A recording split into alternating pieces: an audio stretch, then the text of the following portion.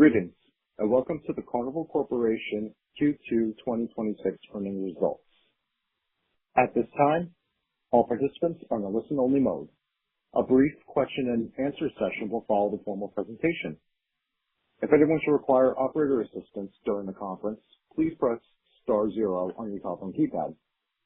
As a reminder, this conference is being recorded. It is now my pleasure to introduce your host, Beth Roberts, Senior Vice President of Investor Relations. Thank you, Beth. Please go ahead. Thank you. Good morning and welcome to our second quarter 2026 earnings conference call. I'm joined today by our CEO, Josh Weinstein, our CFO, David Bernstein, and our Chair, Mickey Arison. Before we begin, please note that some of our remarks on this call will be forward-looking. Therefore, I will refer you to today's press release and our filings with the SEC for additional information on factors and risks that could cause actual results to differ from our expectations.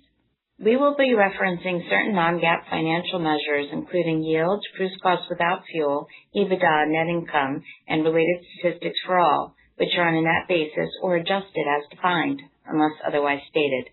A reconciliation to U.S. GAAP is included in our earnings press release and our investor presentation. References to ticket prices, yields, and cruise costs without fuel are in constant currency unless we note otherwise.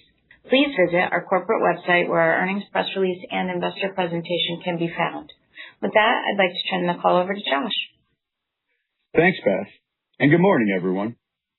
Once again, we delivered another quarter of outperformance, demonstrating the strong demand we have across our portfolio of world-class cruise lines, the value consumers place on our vacation experiences, and the progress we're making across the business. It was another record quarter with records across revenues, yields, EBITDA, net income, and customer deposits, which reached an all-time high of $9 billion.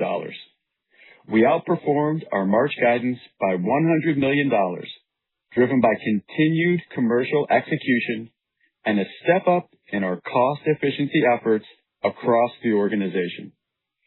Yields exceeded expectations on resilient close-in demand and robust onboard spending and marked our 12th consecutive quarter of record yields. At the same time, we intensified our focus on cost management, delivering flat unit operating costs and outperforming our cost guidance by 2.5 points. Fuel efficiency improved by more than 5%, building on last year's over 6% efficiency gain and further supporting our cost performance.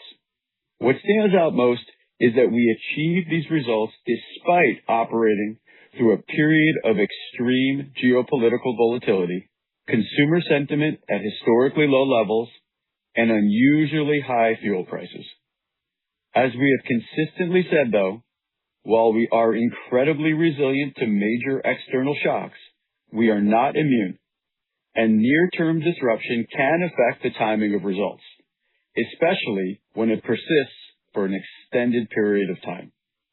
Accordingly, our second quarter operational outperformance and accelerated cost efforts are offsetting the moderation we've incorporated into our back half outlook given the impact of the prolonged conflict. Specifically, this moderation was concentrated on our European deployments, particularly in the Med region, which were closest to the conflict, and it was further exacerbated by elevated airfares and reduced international flight capacity for North American guests. So yes, this did put a bit of a dent in our trajectory, but as you would expect, our revenue management teams pivoted and performed exceptionally well. We entered the quarter having strategically positioned ourselves with both an occupancy and pricing advantage, which was significant for European deployments, and which allowed us to deliberately utilize much of that occupancy advantage to prioritize price integrity. As a result, our book position remains ahead of last year as we begin the third quarter at record prices in each of the remaining quarters of this year. With 93% of the business on our books and less inventory remaining for sale than last year, we are well positioned to close out 2026. And we continue to expect record yields in the second half of the year, building on the strong mid-single-digit growth we achieved last year. Looking further out, we have continued to drive strong bookings for 2027 and beyond, reinforcing our extended booking curve. Since the start of the second quarter, booking volumes and pricing for these future sailings have continued to run ahead of last year's levels. This strength has been broad-based and includes our European deployments next year, where bookings were up year-over-year in mid-teens percentages at higher prices, supporting our confidence in the longer-term demand environment. As conditions continue to normalize, we expect to benefit from the strong underlying demand, pricing, and operational improvements that remain embedded in our business. And in fact, booking trends in recent weeks suggest we are already beginning to see a reversal of these headwinds. The key takeaway here is that this moderation is already proving to be transitory and is not something that alters the underlying trajectory of the company. Importantly, these strong results are not being driven by a single factor. They are supported by structural improvements we continue to make across the business. These improvements are increasingly being driven by three areas: stronger commercial capabilities, disciplined fleet investments, and our differentiated destination portfolio, all while further reinforcing our industry-leading cost advantage. First, we continue to sharpen our commercial capabilities through revenue management enhancement, personalization, marketing effectiveness, and pulling onboard spending forward. These capabilities are helping us drive stronger pricing, higher onboard spend, and improve commercial execution across the portfolio. Second, we're continuing to improve the earnings power of both our existing and future fleet through disciplined capacity growth and high return investments. Our capacity growth remains intentionally measured, and we remain highly disciplined in how we allocate capital, investing behind those brands and opportunities that demonstrate the strongest return potential. This quarter, we placed orders for 3 new Princess Cruises ships, scheduled for delivery in 2035, 2038, and 2039. These vessels build upon the success of our Sphere-class platform, with Sun Princess and Star Princess continuing to deliver fantastic guest satisfaction and commercial performance. They bring our total order book to 10 ships, including 5 for Carnival Cruise Line and 2 for AIDA. While it is safe to assume that more vessels will be ordered for delivery in the 2030s, we have no plans to deviate from our 1 to 2 ships per year cadence. What we do plan to do is lean heavily into investing in return-generating modernization programs across our existing fleet.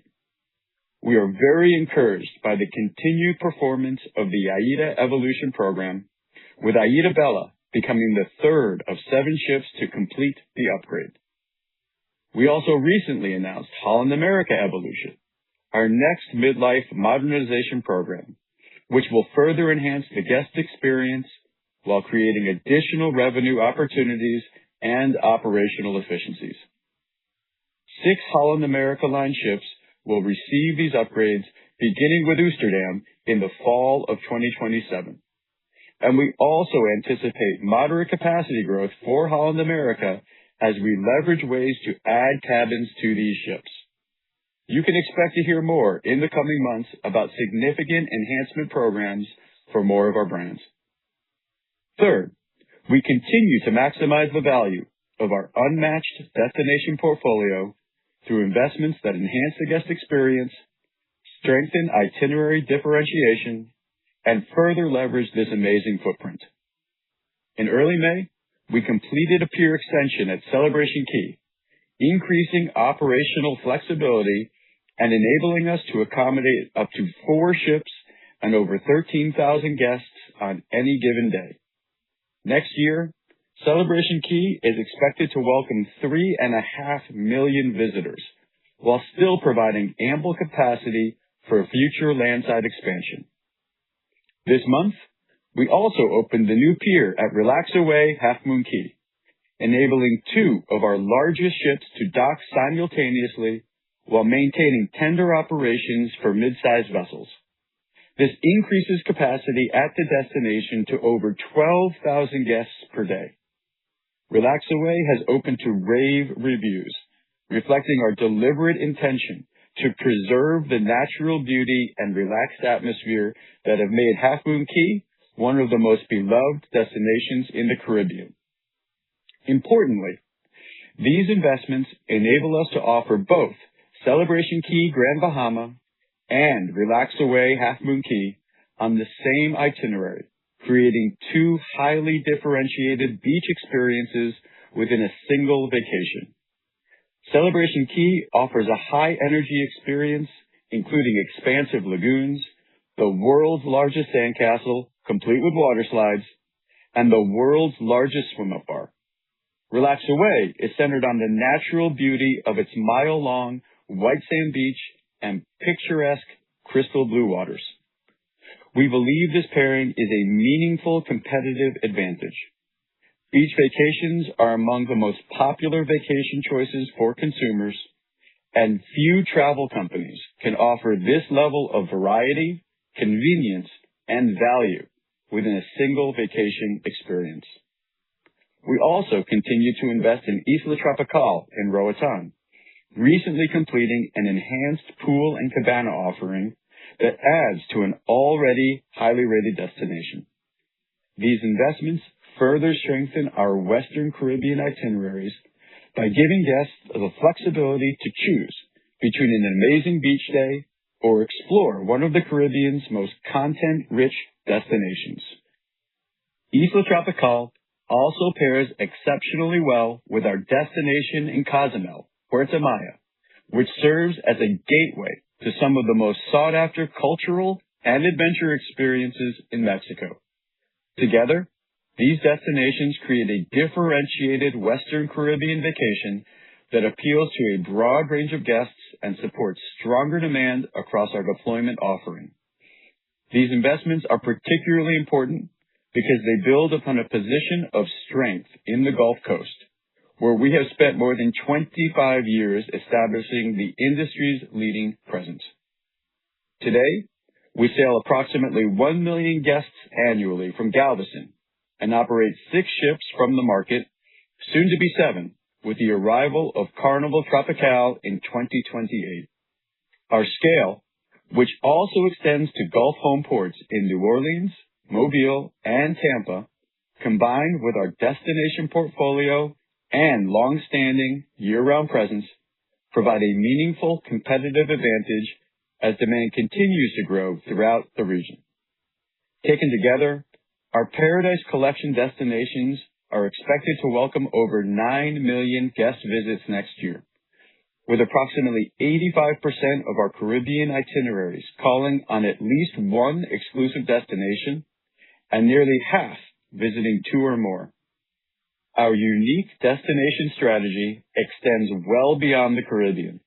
Alaska remains one of our most important competitive advantages, spanned across 5 of our brands, 19 ships, and 4 embarkation ports. Our scale and long-standing presence in the Alaska region have helped secure preferential access to both embarkation ports and ports of call, creating advantages that are increasingly difficult to replicate. Importantly, we're the only cruise company with a fully integrated land and sea platform. Through our lodges, rail assets, and motor coach operations, we offer high-yielding land and sea experiences that further differentiate our Alaska offerings. We currently operate lodges at 8 properties, including Denali, where an expansion of our most popular property is currently underway, reflecting both the strength of demand and our confidence in the long-term growth opportunity in the region. Together, our Caribbean and Alaska destination portfolios are exceptional assets that strengthen our competitive position and support long-term growth across the business. Collectively, our commercial, our fleet, and our destination initiatives are strengthening the business. As they continue to mature, we expect them to drive stronger earnings, cash flow, and returns over time. And as of today, we have the financial flexibility to simultaneously invest in our brands and destinations, continue reducing leverage, and accelerate shareholder returns. Consistent with that approach, we have already repurchased $450 million of stock under our opportunistic share buyback program. That flexibility is a direct result of the progress we've made over the past several years and reflects the strength of the foundation we've built.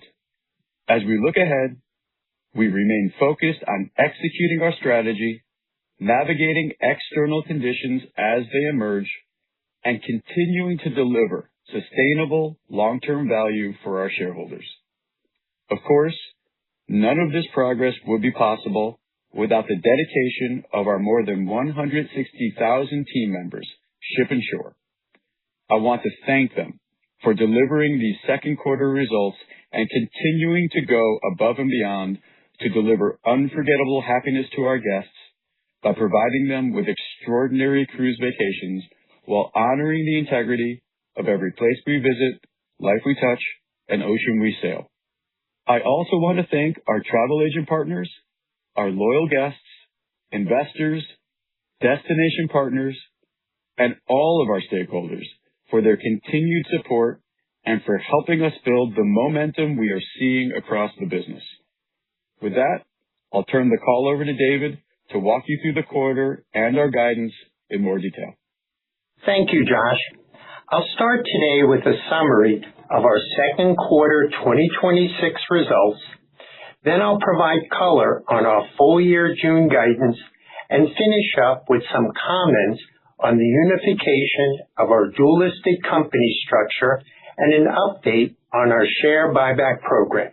We delivered record second quarter net income, exceeding our March guidance across revenue, costs, and earnings. These results reflect strong execution across our portfolio and the benefits of enhanced revenue optimization, cost management, and operational efficiency.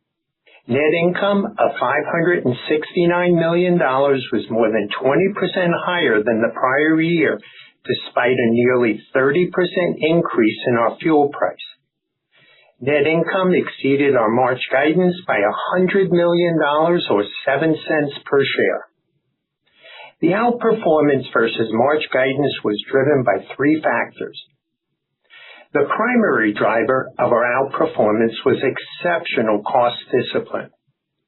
Cruise costs without fuel per ALBD were essentially flat year over year, outperforming our March guidance by approximately 250 basis points and contributed 5 cents per share.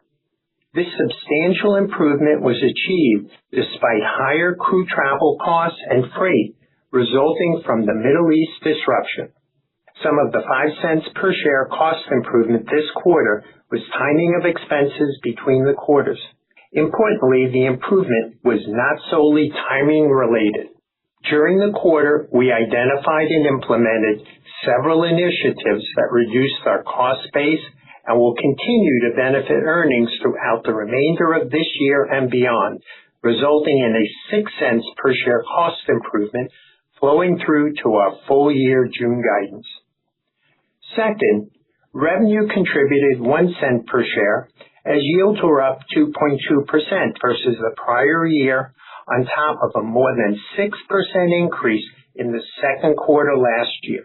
Despite extreme geopolitical volatility and historic low levels of consumer sentiment throughout the quarter, resilient close-in demand and robust onboard spending drove yields modestly above our March expectations. And third, the remaining 1 cent per share of favorability came from improvements in depreciation expense and fuel consumption, where we delivered an over 5% year-over-year reduction. Now turning to our full year June guidance. Our full year guidance calls for earnings per share of $2.22, which is 1 cent above our previous guidance as we recognize the EPS accretion from our second quarter share repurchases. Overall, due to the extreme geopolitical volatility that lasted more than 3 months, our June guidance reflects a revision to yield that was offset by our intensified focus on cost management. We view the revision to yield as transitory and not something that alters the underlying trajectory of the company, while our cost management initiatives are embedded in the business and should continue to benefit us over time. In addition, given the recent volatility of fuel prices, I would like to point out that the net impact of fuel price and currency on our June guidance versus our previous guidance was less than 1 cent per share, with our fuel price for June guidance based on the current spot price of fuel. Now turning to yield growth. Our June guidance assumes normalized yield growth of approximately 2.25%. As you recall, we normalized 2026 yield growth by approximately 50 basis points for 2 things: the previously disclosed impact of last summer's close-in decision to redeploy away from the winter 2026 Arabian Gulf voyages, which in hindsight turned out to be a great decision, and the fourth quarter impacts of loyalty program accounting. Our yield growth was revised by approximately 1 percentage point relative to our previous guidance and represents a 14-cent per share operational knock-on impact of the extreme geopolitical volatility generated by the Middle East conflict. As you heard from Josh, the conflict in the Middle East impacted our European deployments. The end result is a portion of the yield moderation is from slightly lower occupancy, and this revision includes both ticket and onboard revenue. We believe this decision is consistent with our philosophy of making decisions that are in the best interest of the company in the long run and will facilitate our ability to benefit from inherent strong demand as the extreme geopolitical volatility subsides. Cruise costs without fuel per ALBD are now expected to be up approximately 1.3% on a normalized basis, which includes the 6 cents per share cost savings I previously mentioned. This is normalized for 3 factors that constitute slightly more than a point of cruise costs without fuel: the partial year operating expenses associated with Celebration Key and Relaxaway Half Moon Key, and the timing of certain expenses between years as we previously discussed, as well as the recent impact of higher crew travel costs and freight resulting from the Middle East disruption. Importantly, while the conflict in the Middle East resulted in a yield growth revision by approximately 1 percentage point relative to our prior guidance, our intensified focus on cost management generated an offsetting 1 percentage point improvement in cruise costs without fuel. This demonstrates the many levers we have to manage the overall performance of our business. Other operational favorability of 8 cents per share were driven by improvements in depreciation expense, fuel consumption, fuel mix, net interest expense, and other income. Now I'll finish up with some comments on the unification of our dual-listed company structure and an update on our share buyback program. In early May, we announced the completion of the unification of our dual-listed company structure under a single company, Carnival Corporation, with Carnival plc as a UK subsidiary of Carnival Corporation. The completion of the DLC unification represents an important milestone in our company's evolution. The transaction simplifies our corporate structure, enhances liquidity in our stock, creates a single global share price, and reduces administrative complexity, all of which strengthens our ability to create long-term shareholder value. I would like to take this opportunity to say thank you to our shareholders for their overwhelming support for this initiative. Turning to capital allocation. In late March, our board of directors approved an initial $2.5 billion share buyback program. The authorization of our buyback program reflects both the strength of our cash flow generation and our confidence in the long-term value of the business. To date, we have opportunistically repurchased over 17 million shares for over $450 million. Combining our annualized dividend distributions and just the share repurchases completed to date, we will be returning $1.3 billion to shareholders this year while continuing to invest in growth opportunities and further strengthening our balance sheet. Our net debt to adjusted EBITDA ratio has consistently improved throughout the year from 3.4 times at year-end 2025 to 3.3 times at the end of the first quarter to 3.1 times at the end of the second quarter, which is over a half a point improvement from just 1 year ago. All of this is made possible by the strength of our business, which is forecasted to generate over $7 billion of EBITDA this year, despite the recent events over the last 4 months. Operator, we're now ready to open the call for questions. Thank you. Ladies and gentlemen, we will now be conducting a question and answer session.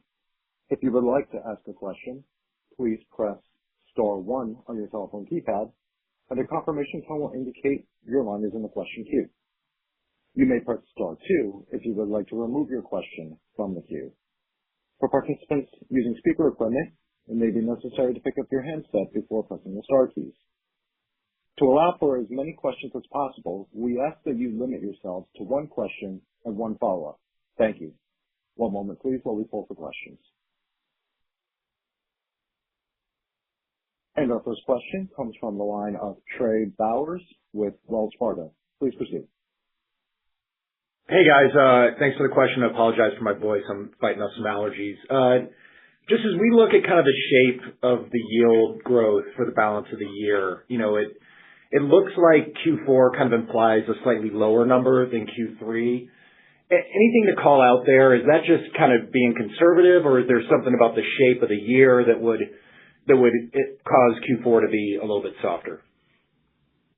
Hey, you sound fine, Trey.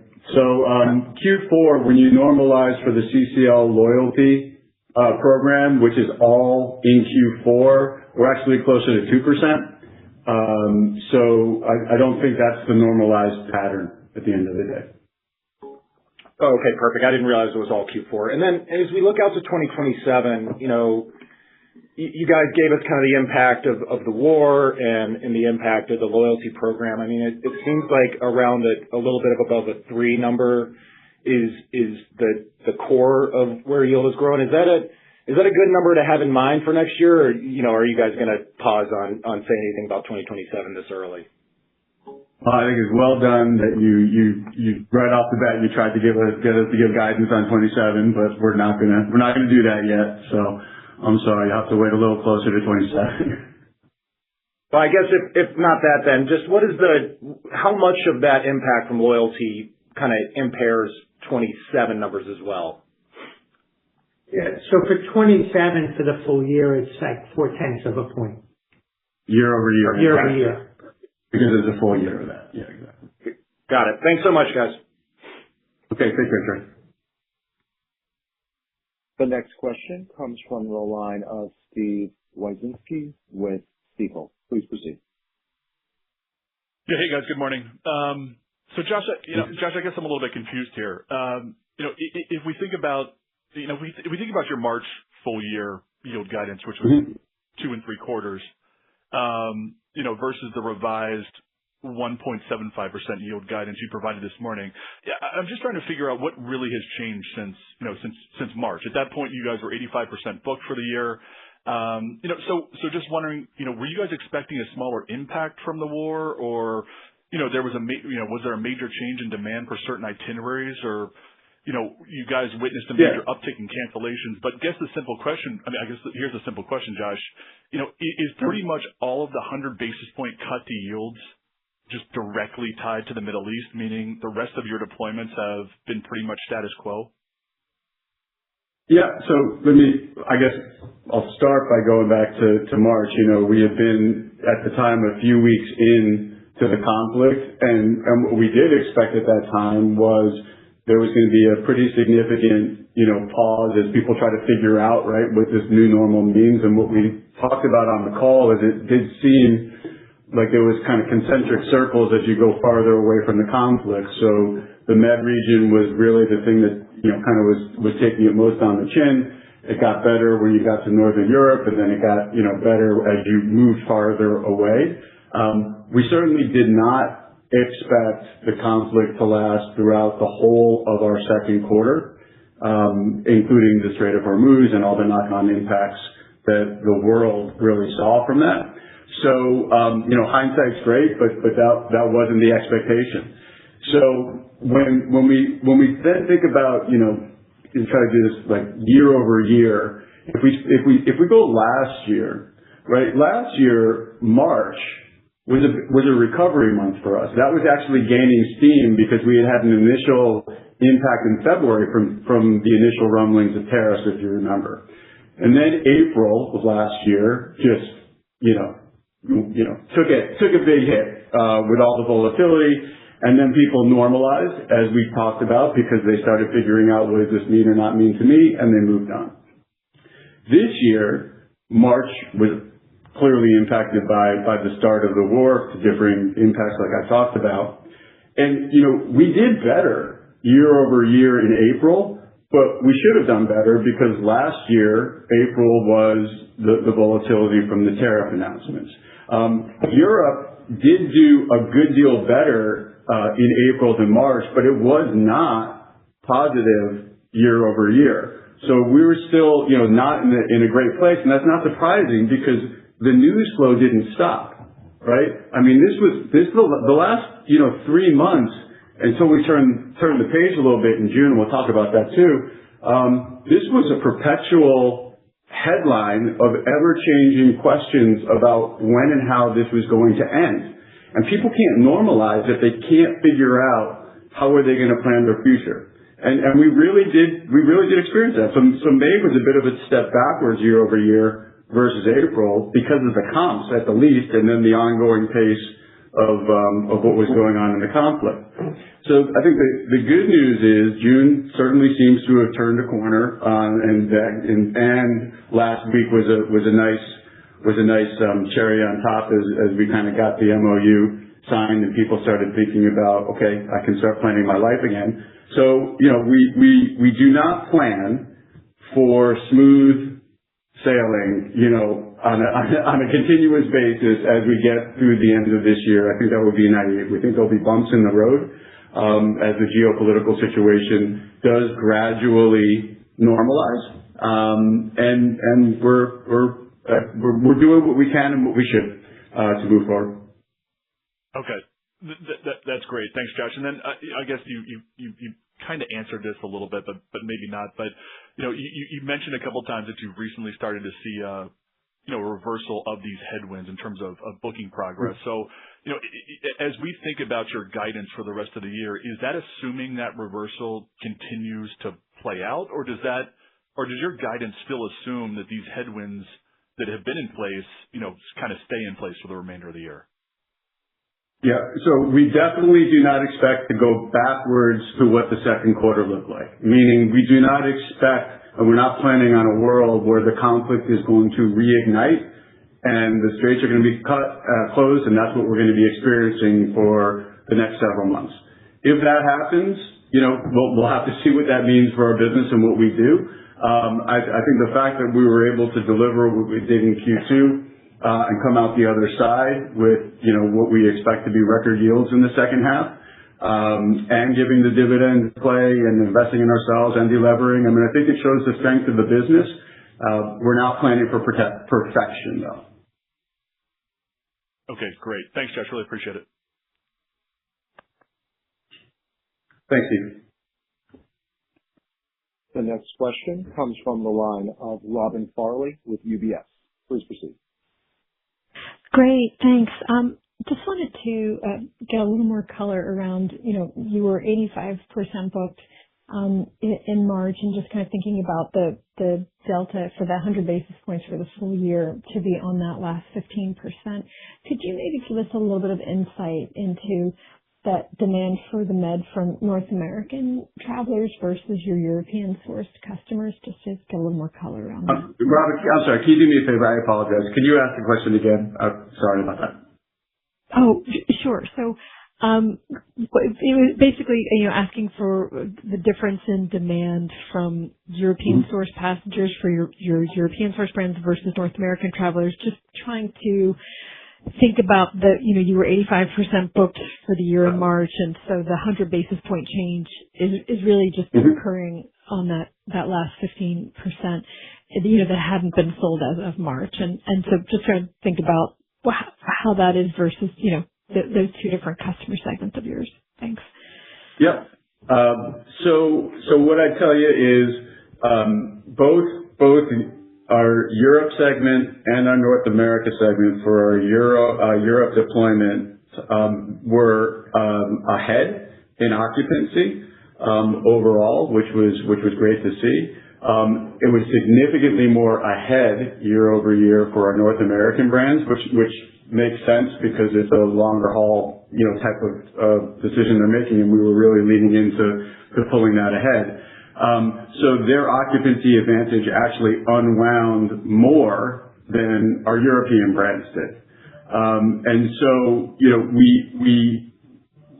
we're seeing a turn, which is great, as I mentioned. So it does seem like people are now turning the page, including for Europe, but we are ending in a place where we absolutely expect positive yields for our European deployments as we move forward.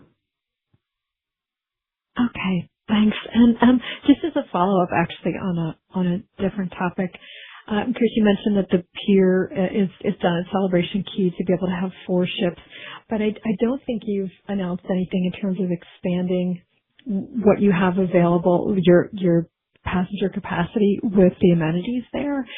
Can you take 4 ships today and have all of those travelers there, or when does that happen that you get the benefit of the pier being open? Thanks. Yeah, so we'll get the benefit pretty much right away in that it gives us the flexibility to maximize that 13,000 guest footprint that we have on land. We won't have 3 ships.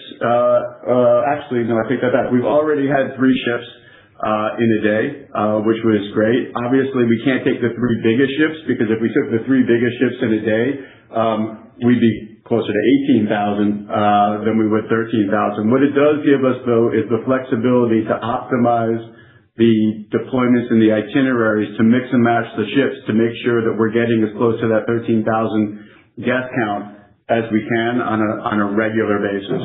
And that's why we're expecting, when you look at 2027 on an annualized basis for Celebration Key, I think about 3.5 million people, which is a pretty good step in the right direction. We will certainly be talking more about potential landside expansion as we make our way through the year. Okay, great. Thank you. Thanks. The next question comes from the line of Ben Chaiken with Mizuho. Please proceed. Hey, how's it going? Thanks for taking my questions. I'd love to, Josh, touch on the modernization effort. It feels like you're maybe leaning into this a little bit further. Are there any statistics you can share, whether that's expected yield uplift or ROI? I guess it'd just be great to understand kind of what data or thought process gives you the confidence in this strategy. Thanks. Sure. So the way we've looked at it, there's 3 components to these modernization programs. One is the boring stuff, which happens on any refit, which is below the water line, the things you have to do to make sure that the equipment's in good order, et cetera. Next is what we consider the fun refurbishment side, which is guest-facing public areas, cabin work, new venues for F&B experiences, and that's segment 2. And segment 3 is the ability to include new cabins. We look at the latter two when we think about our ROIs and the investments we make. The cabins are easy. They pay for themselves in a couple of years. So when we find those opportunities, we exploit them. We couldn't do it on AIDA because they were so densely packed to begin with since their creation. But certainly for Holland America and other brands, as we announced, those will be part of the equation. When we look at the guest refurbishment side, we really think about it like a new build type of hurdle with much less cost involved. So we expect to achieve at least high teens when we're going into those type of refurbishment decisions. Okay, got it. That's helpful. And then maybe just touch on Celebration Key. You kind of alluded to it a moment ago in the previous question, but any update on Celebration Key from a demand perspective, but then also, more importantly, how you're thinking about future phases of land development to the extent that's on your mind, which kind of sounds like it might be. Thanks.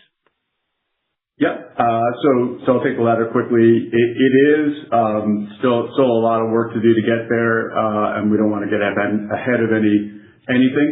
So nothing to talk about yet, but certainly as soon as we feel comfortable doing that, we will.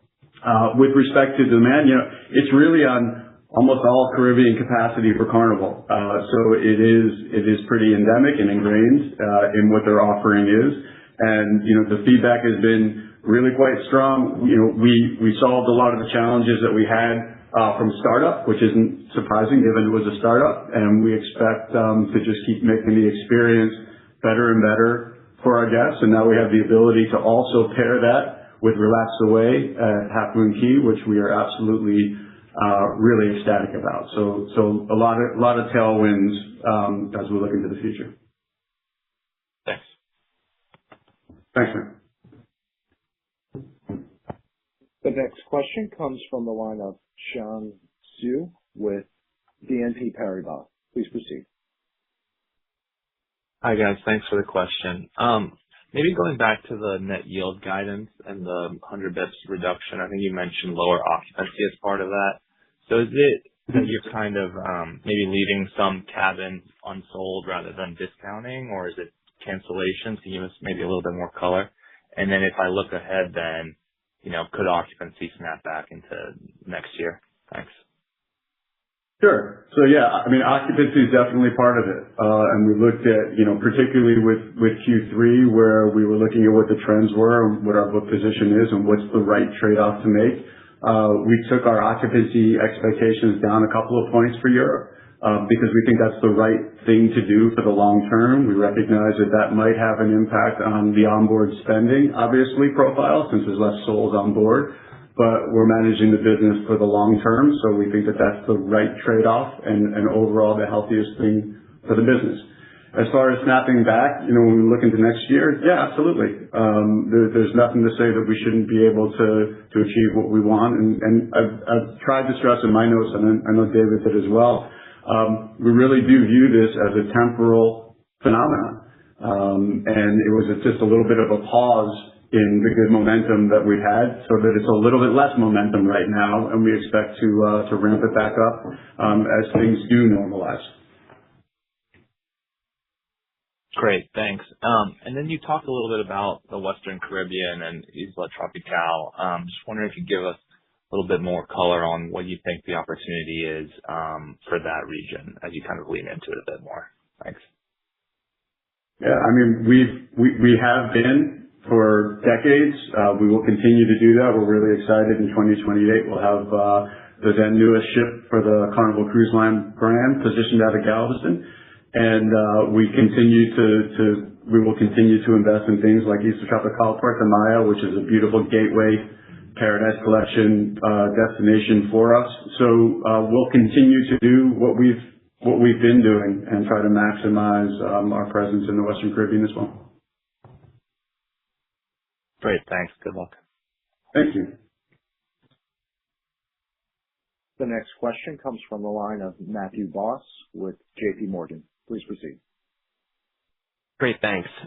So Josh, with your booking curve the furthest out on record, as you cited, could you elaborate on demand for 27 sailings for Europe, as you noted, people turning the page there, and any notable trends in the Caribbean? Or maybe just if I put it all together, it sounds like, and I just wanted to confirm, no change at all in your confidence for moderate yield growth multi-year, as you outlined as part of the Propel plan.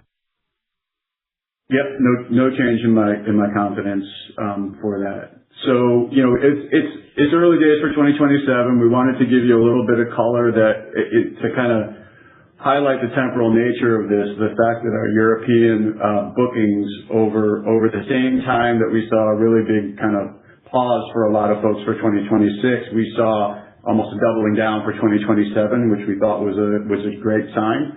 Overall, we are, at historic highs for price and occupancy for 2027, and, we'll work hard to improve our position over time. Great. And then, David, with your net cruise cost ex-fuel guidance of 2 to 3% for this year, it's coming in roughly 100 basis points more favorable relative to your initial forecast. Do you see the cost savings this year as structural? Just wanted to confirm, potential reinvestments that we should think about, or just anything multi-year that would change the low single-digit cost CAGR that was embedded in the Propel plan. Everything the overwhelming majority of what we're doing is for the long term. We've found lots of hundreds of little things that we can change over time, which will improve our cost base. I mean, there's things like the brands have been optimizing the number of forklifts that they use on embarkation day. When you go from 14 to 13 forklifts and you can make a change on multiple ships over multiple itineraries, it saves hundreds of thousands of dollars in a year. And there's lots of ideas and things like that. We're also, been working with many of our suppliers and vendors to look for reduced rates as everybody implements AI and gains efficiency in their business. We do expect fee reductions as a result of that. So hundreds of items across the business, which we view as permanent cost savings in the future. It's great color. Best of luck. Thank you. The next question comes from the line of James Hardiman with Citi. Please proceed. Hey, this is Sean Wagner on for James. Similar to the first question about yield impacts in 2027 and understanding that it's too early to give us 2027 guidance, but with all the moving parts and one-time pieces called out in the 2026 cost guidance, how should we think about these cost items into next year? I assume you get all of the 30 bits of elevated costs related to the Middle East back, but can you sort of walk us through how the timing of costs and partial operating expenses for the two exclusive destinations net out next year? Yeah, so, there's a lot of puts and takes for 2027, but at this point in time, I think it's a little premature because many decisions have yet to be made for 2027. And so, like the yield guidance that Josh referred to, you'll have to wait a little bit closer to the end of the year to get better color on that. But as we said in our long-term Propel model and guidance, we've got great cost discipline built in the business, and we do expect to utilize that discipline to control costs over time. Okay, fair enough. Then I guess you spoke on bookings and pricing on 2027 sailings being up since March. How does the overall 2027 booking curve compare to 2026 at this point? And then I guess to the point of the substantial increase in European bookings for 2027, is that increase primarily first half weighted? So, overall, our book position for 2027 is at historical highs for price and occupancy. So, we're setting ourselves up well. So, still a lot of work to do. I don't have the split, to be honest with you, for Europe between first half and second half. We can try to get back to you on that. But overall, we feel like we're setting ourselves up, as best as can be, and we'll see how we can progress things. Okay. Thanks a lot. Thank you. And the next question comes from the line of Lizzie Dove with Goldman Sachs. Please proceed. Hi, good morning. Thanks for taking the question. So as it relates to this year, it sounds like for the guidance cut on yield, most of that, maybe all of it, is Europe. But could you maybe elaborate a little more on Caribbean trends? How would you characterize the kind of backdrop and competitive environment there? And how did the conflict or high airfares from the conflict impact that region versus Europe? Sure. Hi, Lizzie. I think it's fair to say, holistically, nothing was immune because there were certainly people at any price point for any deployment that this changed their decision-making process. But clearly, as we talked about, for us at least, it was really centered primarily in Europe and then lesser impact as it got farther away. The actual booking trajectory of the Caribbean didn't take much of a movement as we went into the war, during the war, and now have come out. So we just seem to be chugging along. I think it's fair to say we're chugging along. Where the capacity increase outside of us is 27% over 2 years. So as I've said before, give me two options. One is no growth, and the other is 27. I'll take the no growth. But that's already been baked into our planning and how we've been positioning ourselves. Got it. Thank you. And then I guess just going back to Europe, one thing I'm trying to square is, we had one of your peers say Europe trends had turned in late April. It sounds like yours are kind of starting to turn now. So is there anything that you would flag from, I don't know, maybe more of a brand perspective? I know we've discussed like local Europe versus US, but anything, whether it be P&O, AIDA versus Costa, that you'd flag in terms of how Europe has trended? Yeah, well, I certainly wouldn't speak for any of our competitors, so I can just speak for ourselves. And I'm not sure if you heard what I had said earlier on the call, but May, even for Europe, was definitely a good amount better than April. Pardon me, April was a good amount better than May. But it still didn't mean it was going great. So you could say for us, yeah, it was recovering in April versus where we were in March, which was really a kind of a cardiac arrest for a little while. But it still wasn't great. And April, we did have much easier comps year over year. And May, it was just that continuation of the news flow and fuel prices and will Europe have fuel to fly my plane back home, right? I mean, all those things, they didn't really die down. And so it did definitely have an impact, at least for us, in May, particularly with folks who were looking to fly. So that's the best I can tell you about ourselves. Thanks, Josh. Thank you, Liz. And the next question comes from the line of Connor Cunningham with Melius Research. Please proceed.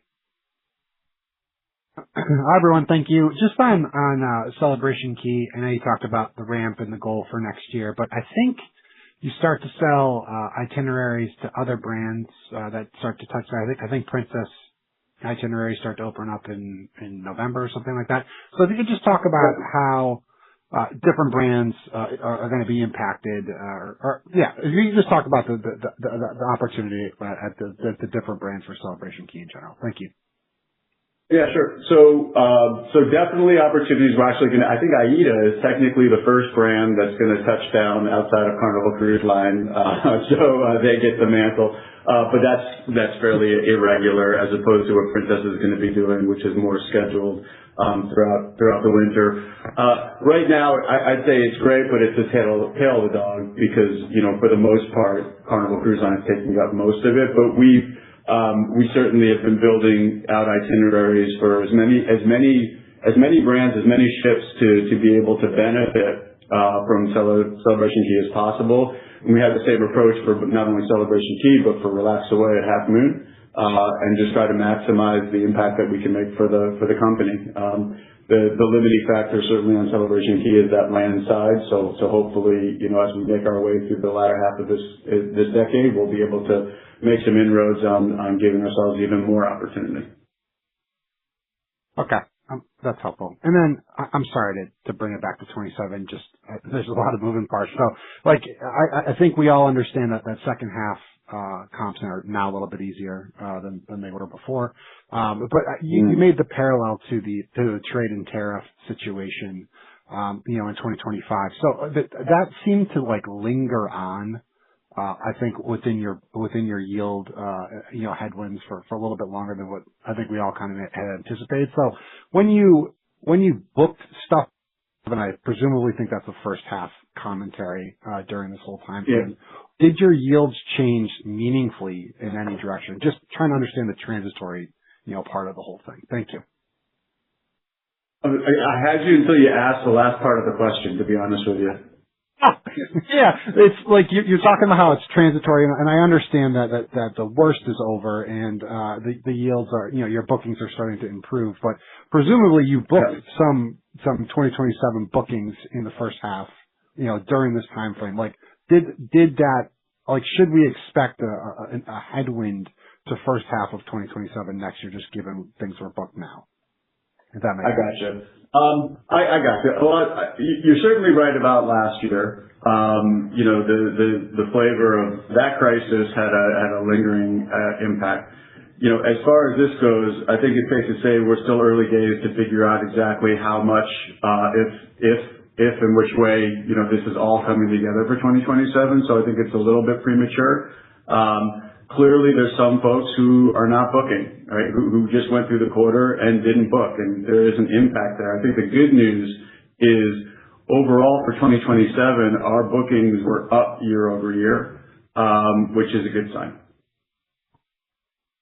Okay, fair enough. Thank you. Thanks. The next question comes from the line of Andrew Didora with Bank of America. Please proceed.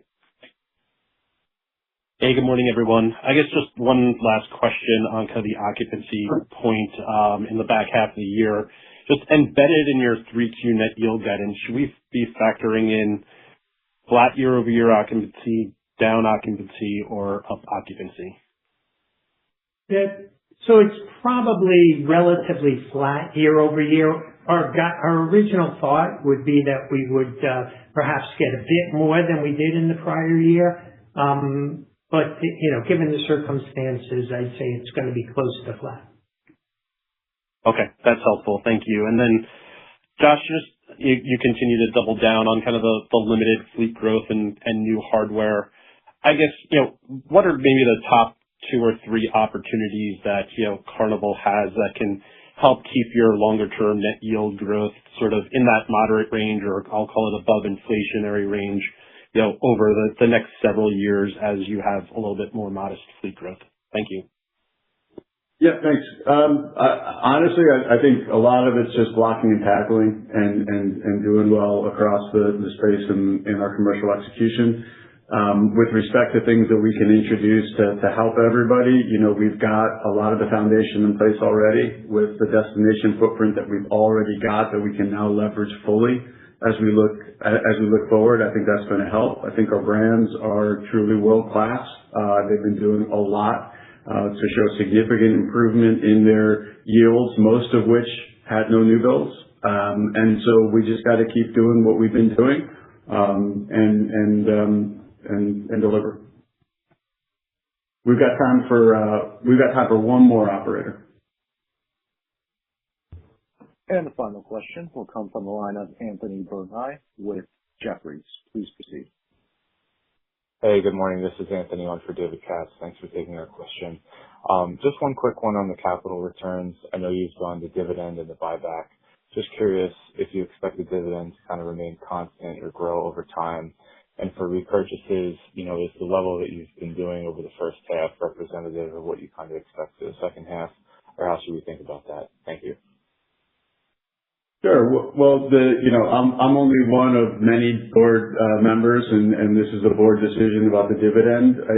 I do think it'd be fair to say that a moderate increase as we look forward is rational and reasonable, but ultimately we had to do that with the board in full, and I think we'll do that in a very measured, responsible way.